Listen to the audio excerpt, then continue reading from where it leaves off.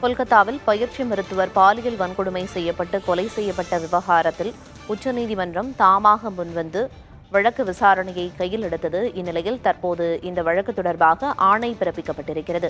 வரும் வியாழனுக்குள் அறிக்கை சமர்ப்பிக்க சிபிஐக்கு உச்சநீதிமன்றம் உத்தரவை பிறப்பித்திருக்கிறது. கொல்கத்தா பயிற்சி மருத்துவர் படுகொலை வழக்கில் விசாரணை நிலையை அறிக்கையாக தாக்கல் செய்ய உத்தரவு பிறப்பிக்கப்பட்டிருக்கிறது. இது தொடர்பான விவரங்களை வழங்குவதற்காக செய்தியாளர் நிரஞ்சன் இணைப்பில் இருக்கிறார். நிரஞ்சன், ஏற்கனவே இந்த வழக்கை சிபிஐயும் விசாரிச்சுட்டு வர்றாங்க. அது மட்டும் இல்லாம கொல்கத்தா உயர்நீதிமன்றத்திலையும் தனியா வழக்கு அப்படிங்கிறது நடந்து வருது. இந்நிலையில கடந்த சில நாட்களுக்கு முன்னாடி கொல்கத்தா உச்சநீதிமன்றம் தாமாக முன்வந்து இந்த வழக்கு விசாரணையை கையில் எடுத்தாங்க. இப்ப விசாரணையோட நிலை அறிக்கையை தாக்கல் செய்யணும் அப்படின்னு குறிப்பிட்டிருக்காங்க. வேற என்ன விவரம்? உச்சநீதிமன்றம் தங்களது கடுமையான ஆதங்கத்தையும் வருத்தத்தையும் கோபத்தையும் இந்த விவகாரத்தில் வெளிப்படுத்தி இருக்கிறார்கள் என்றுதான் சொல்ல வேண்டும். குறிப்பாக பாதிக்கப்பட்ட உயிரிழந்த அந்த பெண்ணின் புகைப்படம், பெயர்கள் ஆகியவை ஊடகங்களிலும் சரி மற்ற தளங்களிலும் சரி பரவியது எப்படி என்ற கேள்வியை எழுப்பி இருக்கிறார்கள். சம்பவம் நடந்திருக்கின்றது. அந்த இடத்தில் உடனடியாக பாதுகாப்பு நடவடிக்கைகளை மேற்கொண்டிருக்க வேண்டிய காவல்துறை மெத்தனமாக செயல்பட்டிருக்கிறார்கள். புகைப்படங்கள் எடுப்பதை அவர்கள் அனுமதித்திருக்கின்றார்கள். ஒரு பாதிக்கப்பட்டு உயிரிழந்த பெண்ணிற்கு இதுதான் நாம் மரியாதை கொடுப்பதா, இந்த வகையில் தான் நாம் மரியாதை கொடுப்போமா என்ற கேள்வியும் நீதிபதிகள் தற்பொழுது எழுப்பி இருக்கின்றார்கள். அது மட்டும் இல்லாமல் தற்பொழுது சிபிஐ இந்த வழக்கை விசாரித்து வந்தாலும் கூட தற்போது என்ன நிலைமை இருக்கிறது என்ற அந்த நிலவர அறிக்கையை தாக்கல் செய்ய வேண்டும் என்று உத்தரவானது சிபிஐக்கு பிறப்பிக்கப்பட்டிருக்கின்றது. அது விரிவான அறிக்கையாக இருக்க வேண்டும் என்று சொல்லப்பட்டிருக்கின்றது.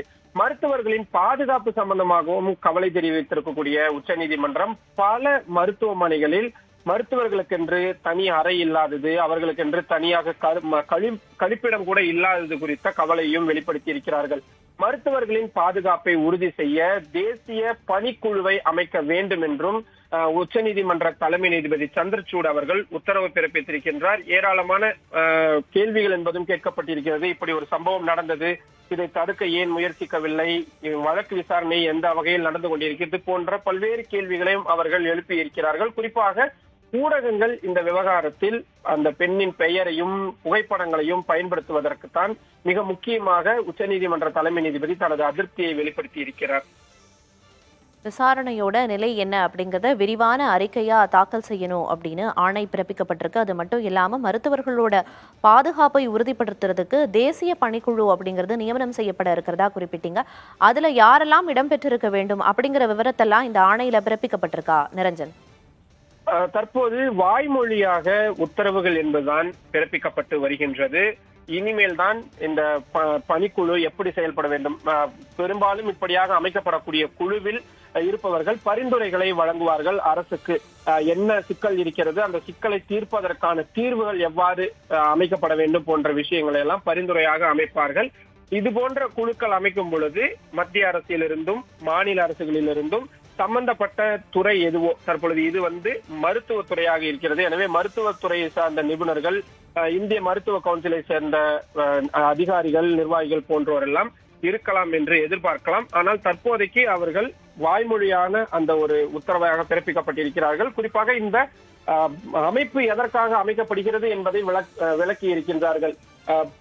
ஒருவேளை நோயாளிகளால் அல்லது நோயாளிகளின் உறவினர்களால் மருத்துவர்கள் தாக்கப்படும் போது அதனை எவ்வாறு சமாளிப்பது, ஒரு பாதுகாப்பான சூழலை, பணிச்சூழலை எவ்வாறு மேற்கொள்வது போன்ற பல்வேறு விஷயங்களை அந்த பணிக்குழு கவனிப்பார்கள் என்றும், மிக முக்கியமாக மருத்துவர்கள் அவர்களது கருத்துக்களை சொல்லக்கூடிய ஒரு அமைப்பாக அந்த நேஷனல் டாஸ்க் போர்ஸ் என்பது இருக்கும் என்று நீதிபதிகள் தெளிவுபடுத்தி இருக்கிறார்கள்.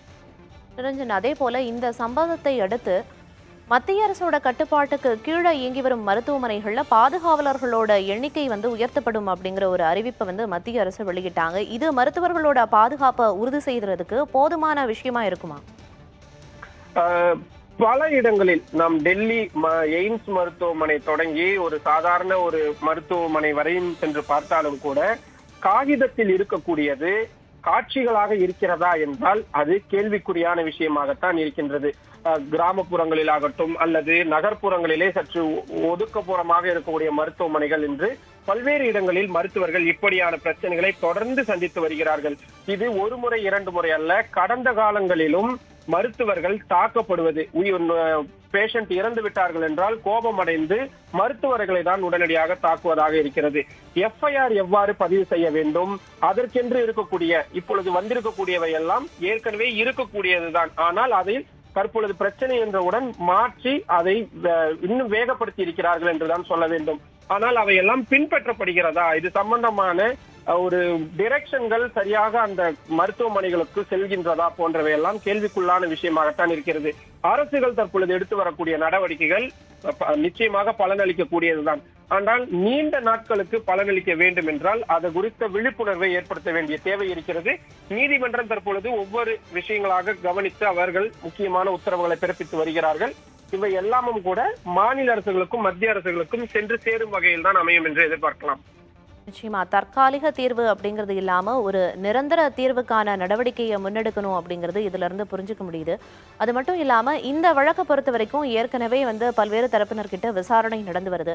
தற்போதைய விசாரணை நிலை என்ன அப்படிங்கறத குறிப்பிட முடியுமா நிரஞ்சன்? விசாரணையை பொறுத்த வரைக்கும் தற்பொழுது அந்த முக்கிய நபர் சந்தேகத்தின் அடிப்படையில் கைது செய்யப்பட்டு விசாரணை நடத்தப்பட்டு வருகிறார். அவரிடம் உண்மை கண்டறியும் சோதனை என்பதையும் சிபிஐ நடத்த இருக்கிறார்கள். மற்றபடி முன்னாள் தாளாளர், கூட உடன் பயின்ற மருத்துவர்கள் போன்ற பலரிடமும் விசாரணை என்பது விரிவாக நடந்து வருகிறது. வழக்கு குறித்த பல்வேறு விவரங்களை சொன்னதற்கு நன்றி நிரஞ்சன்.